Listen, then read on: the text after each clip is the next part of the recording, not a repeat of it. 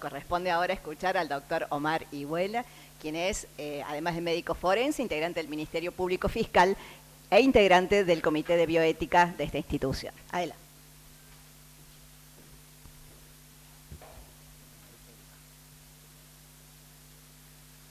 Hola, ¿qué tal? Buenas noches. Muchas gracias por estar acá presentes en persona o a través de los medios virtuales.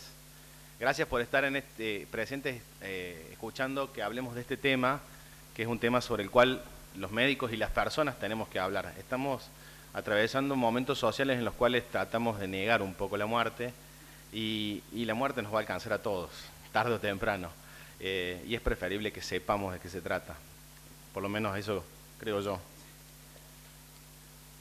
La semana pasada, Héctor Oviedo y las mujeres de la Comisión de Mujeres del Consejo nos introdujeron al parto humanizado.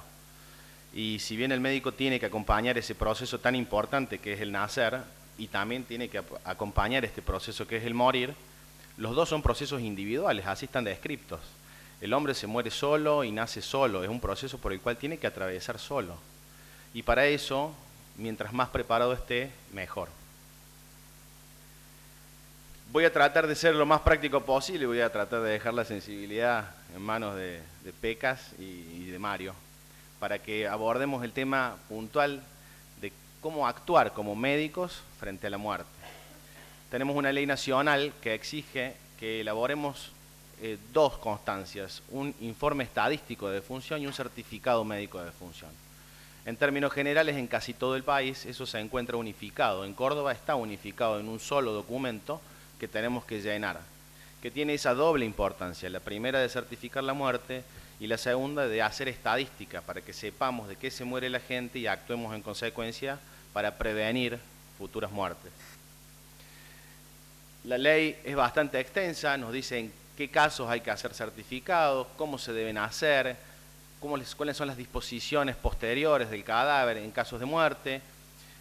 Está bastante bien detallada, pero cuando el médico tiene que actuar en ese momento, surgen ciertos inconvenientes, ciertas dudas, ciertas malas interpretaciones que creo que son muy importantes de ser corregidas para evitar problemas posteriores y para que la muerte sea un paso lo más tranquilo y ese proceso sea un proceso llevadero para la familia y para el muriente. ¿Cómo certificamos la muerte? Bueno, la certificamos de la misma manera en la que certificamos cualquier otro acto médico, porque constatar la muerte de una persona es también un acto médico. Cuando nosotros recibimos un paciente en la guardia, si el paciente viene y nos dice, viene con el diagnóstico en la mano, nos dice que tiene una gastroenteritis, nosotros vamos a empezar a hacer una anamnesis, vamos a buscar signos subjetivos. Él nos va a decir que tiene muchas deposiciones, que está vomitando, que le duele la panza, que está con fiebre. A esos datos subjetivos le vamos a agregar datos objetivos, datos duros, que permitan establecer un diagnóstico probable de esa patología que tiene. Lo mismo sucede con la muerte. Nosotros vamos a recoger antecedentes, vamos a hacer una especie de anamnesis que después tiene que verse corroborada con datos objetivos, datos duros, que nos permitan establecer una causa probable de muerte. Insisto mucho con esta palabra porque muchos médicos no hacen certificados de defunción porque el temor existe de que el paciente se haya muerto de otra cosa. Bueno, eso es una posibilidad cierta, así como es una posibilidad cierta que yo diagnostique una gastroenteritis en la guardia y no sea una gastroenteritis. Lo que tengo que hacer es tratar de reunir la mayor cantidad de datos subjetivos y objetivos para poder llegar a ese diagnóstico. Técnicamente, tenemos reglados los pasos, el método, metajo 2, el camino hacia el diagnóstico que se debe hacer en el caso de una muerte, que sea judicial o no judicial. En general, lo primero que hacemos es diagnosticar la muerte. Eso ya es un problema, porque los médicos sabemos muy bien que decir que una persona está muerta no es tan fácil, ¿sí? Hay una palabra que prácticamente ya no se usa en medicina, que es la palabra patognomónico. Hace referencia a ciertas situaciones que son específicas para un caso en particular. El único signo patognomónico de la muerte, es decir, el único signo de certeza de la muerte, es la putrefacción. Es decir, que si tenemos que esperar las 36 horas que decía Mario para poder decir esta persona está muerta, estamos complicados. Por eso sumamos la mayor cantidad de datos posibles, tratando de analizar los fenómenos inmediatos, los fenómenos mediatos, para poder alcanzar un diagnóstico de muerte un poquito antes de que se empiece a pudrir el cadáver. ¿Qué hacemos? Diagnosticamos que la persona está muerta, la identificamos porque es nuestro paciente. Empezamos con los antecedentes médico-legales. Si es un paciente que conozco, yo voy a tener una serie de datos que me van a permitir armar un contexto. Sé que es un cardiópata de larga data, sé que le han hecho un bypass o que le han hecho una cirugía cardíaca, sé que tiene insuficiencia crónica cardíaca, sé que toma toda esta medicación.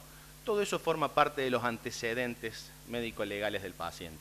Si se trata de un suicidio, bueno, si bien lo hace el médico forense, el razonamiento es el mismo. Los antecedentes médico-legales girarán en torno a si tenía trastornos depresivos, si había tenido algún problema afectivo reciente, si había tenido internaciones psiquiátricas recientes, si había intentado quitarse la vida previamente.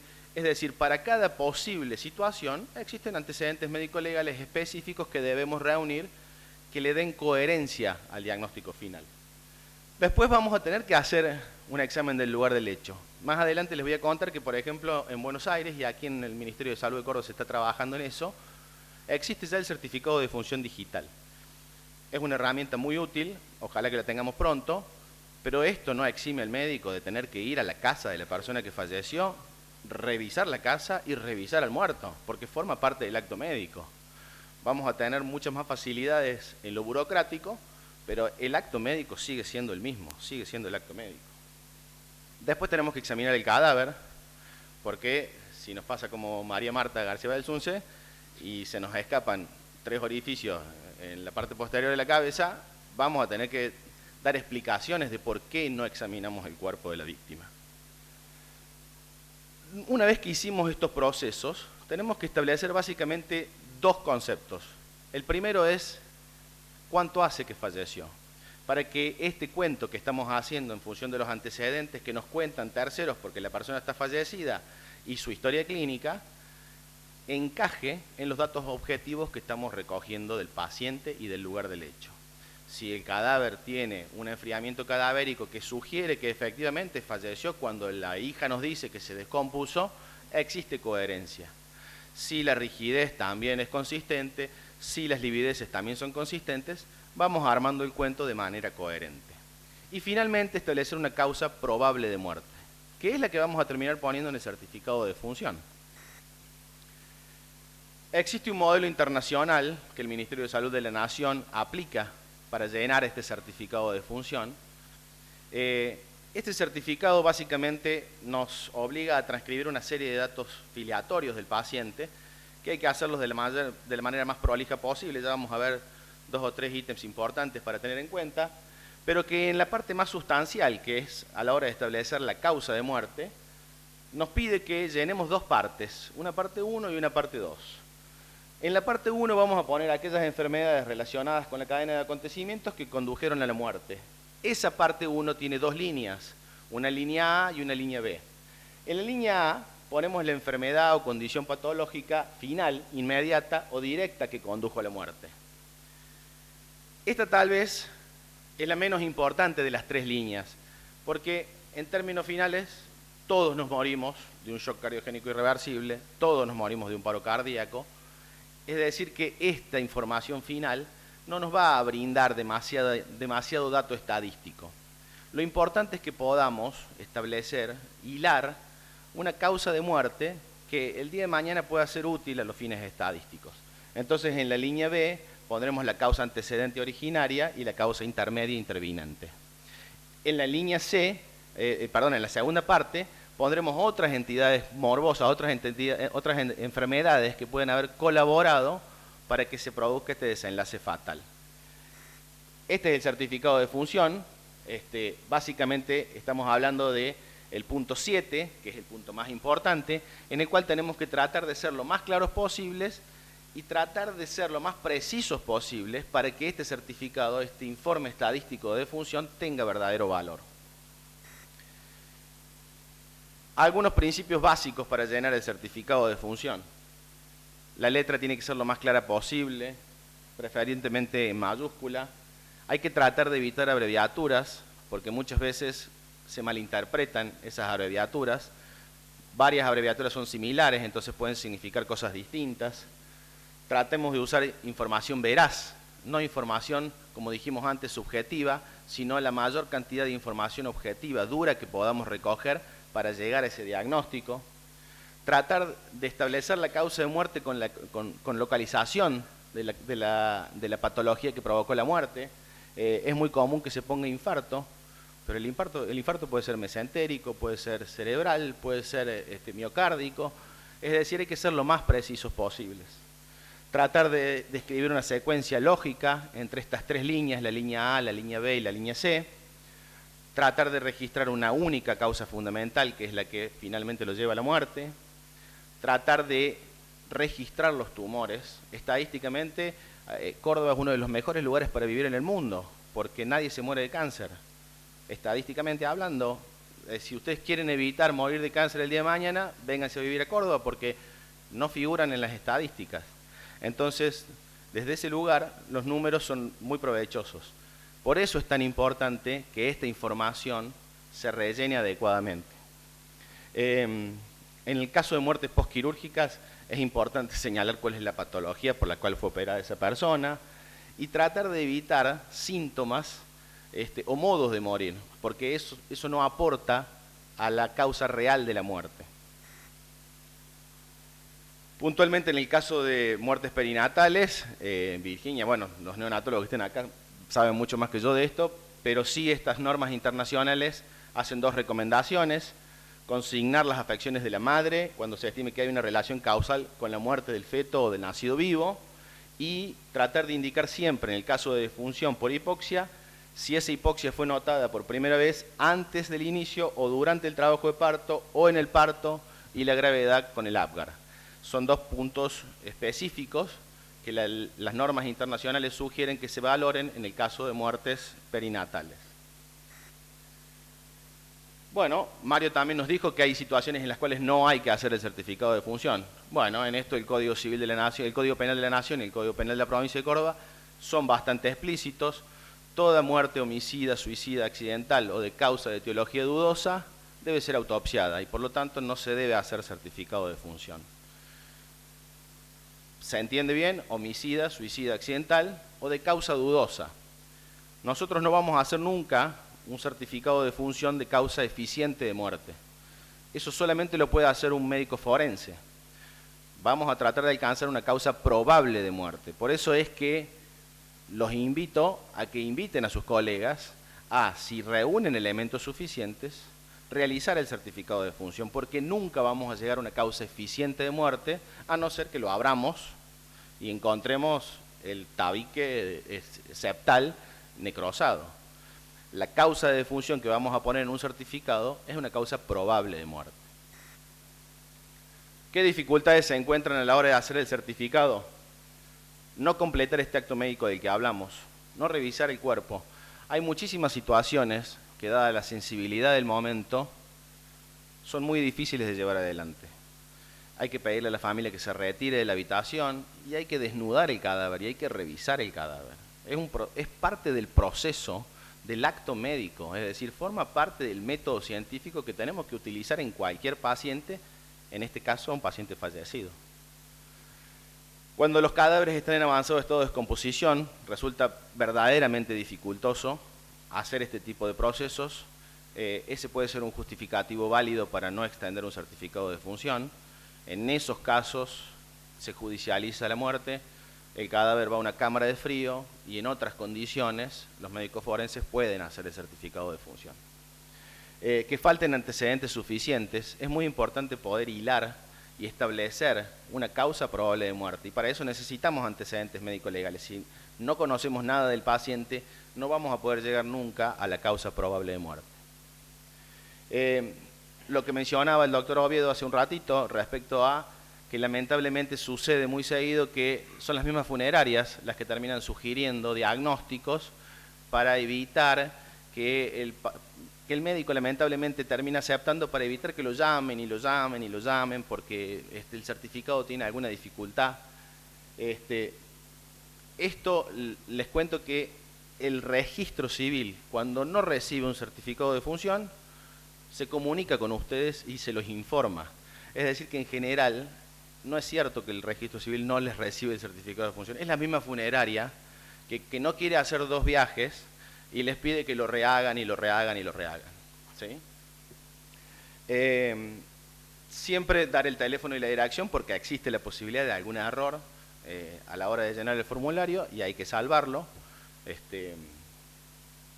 Bueno, y esto que es algo que se comenta mucho, que no está escrito en ningún lado, pero sí es preferible que se llene con lapicera azul simplemente porque tiene que ser un original. No puede ser una copia del certificado de función. Y cuando se escribe en negro muchas veces puede quedar la duda, ¿sí? Sobre todo cuando trabajamos con copias de copias de copias de copias de certificados de defunción, que es lo que nos ofrecen en los hospitales públicos. Algunas cuestiones inexactas que manejamos los médicos que son parte del folclore médico. En la guardia no se hace certificado de ningún tipo. El certificado médico, no el certificado de defunción, el certificado médico es parte del acto médico. Es una obligación legal y un deber moral. Así que el certificado se hace en todos los casos. ¿Existen circunstancias especiales? Sí. Si yo trabajo en el hospital de urgencia, en donde el 95% de los casos son casos que van a ser ajusticiables, es decir, que van a llegar a la justicia porque se trata de accidentes de tránsito, violencia ciudadana, violencia familiar, en donde lo van a valorar muchos especialistas porque es un politrauma, no le voy a hacer a cada uno de los médicos que le vaya haciendo un certificado cada vez que lo ve. No, no. El primer día hábil siguiente, el Departamento de Medicina Legal le va a extender el certificado. Pero el certificado se hace siempre, porque es parte del acto médico y es una obligación legal y un deber moral. Lo mismo sucede con el certificado de función, o debería suceder. Menos de 6 horas en la guardia no se hace certificado de función. ¿Por qué 6 horas? Tampoco no se entiende. 6, 8, 12. Si yo tengo elementos para extender un certificado de función, lo extiendo. Y si no tengo elementos, no lo extiendo. Pueden haber pasado 5 días y yo tengo un John Doe que no sé quién es, que no sé qué tiene, y no le puedo hacer el certificado. O pueden haber pasado 15 minutos de un paciente conocido y tengo la obligación de hacerle el certificado. ¿Sí? Esta frase se cae sola. Es un momento de mucha sensibilidad, hay que acompañar a la familia, y entiendo que un médico no quiera cobrar el acto médico en un momento tan delicado. Lo que no entiendo bajo ningún punto de vista es que con la excusa de no cobrarlo el médico no lo haga, porque le genera mucho más dolor a la familia. Prefiero un médico más frío, más insensible, que lo haga y le cobre a la familia por el acto médico, porque es un acto médico, y no aquel que deja a la familia con un móvil policial en la puerta, con la habitación cerrada, con un policía sentado en el comedor, esperando que se judicialice el hecho durante 12 horas con la familia sentada afuera, porque no puede estar en el lugar del hecho. ¿Sí? Es decir, tenemos que ser sensibles a la muerte, pero tenemos que hacer nuestro trabajo como corresponde. No podemos buscar estas vías de escape. Es bebé, es muy joven, es famoso. Bueno, esos temores también inciden a la hora de extender un certificado de función. No deberían, pero lo hacen. Solo certifica la muerte su médico de cabecera. Hay un ítem en el certificado de función que pregunta, ¿usted que está haciendo el certificado es el médico de cabecera o no? Claramente, si está el ítem no, quiere decir que no hace falta que sea el médico de cabecera el que le haga el certificado. Sí tiene que conocer los antecedentes del paciente para poder hacerlo. Existe otra situación particular, que es que el paciente no tenga familiares y no tenga antecedentes. En ese caso se dificulta la tarea, es cierto, pero incluso si no lo tenemos identificado, se puede hacer el certificado de función y el registro se encargará de tomar las huellas dactilares e identificarlo, si tuviéramos los antecedentes suficientes. Algunos errores comunes: causa probable de muerte, muerte súbita. La muerte súbita, por definición, es una muerte de causa desconocida. Acabamos de decir que las muertes de etiología dudosa no se deben certificar. Entonces, nunca pongamos en un certificado de función muerte súbita, porque quiere decir que no sabemos de qué se murió y le estamos haciendo el certificado. Causa inmediata de muerte, insuficiencia cardiorrespiratoria, debido a paro cardiorrespiratorio, debido a arritmia cardíaca. No sabemos de qué se murió. ¿Sí? Extender el certificado de función y tildar el espacio de muerte violenta. Si sabemos que la ley nos dice que no podemos hacer certificado de defunción en casos de muerte violenta, ese certificado no va a tener ninguna validez. ¿Lo podemos hacer? Sí, no tiene validez. Bueno, esto que decíamos hace un ratito de que las funerarias muchas veces nos exigen poner ciertos certificados. Contarles que en la provincia de Buenos Aires ya existe el certificado de defunción digital. Tiene la gran facilidad de que uno puede, después de haber hecho el acto médico, sentarse en la computadora de su casa y elaborarlo con las garantías que da la informática hoy en día de inviolabilidad, confidencialidad, seguridad, etcétera. El Ministerio de Salud de la provincia de Córdoba está trabajando en un proyecto de establecer un certificado de defunción digital en Córdoba. Esperemos que eso salga pronto. Contarles que hay otras alternativas para aquellos pacientes que no tienen médico de cabecera, no tienen los recursos para que un médico vaya a su domicilio y certifique la muerte y haga el certificado de defunción. Funciona en Córdoba desde hace varios años la UCO, la Unidad de Constatadores de Óbito, una unidad que funciona bastante bien. Mario les decía que había una altísima tasa de muertes de etiología dudosa que se judicializaban cuando en realidad no eran muertes de etiología dudosa. A ese espacio lo está cubriendo la UCO.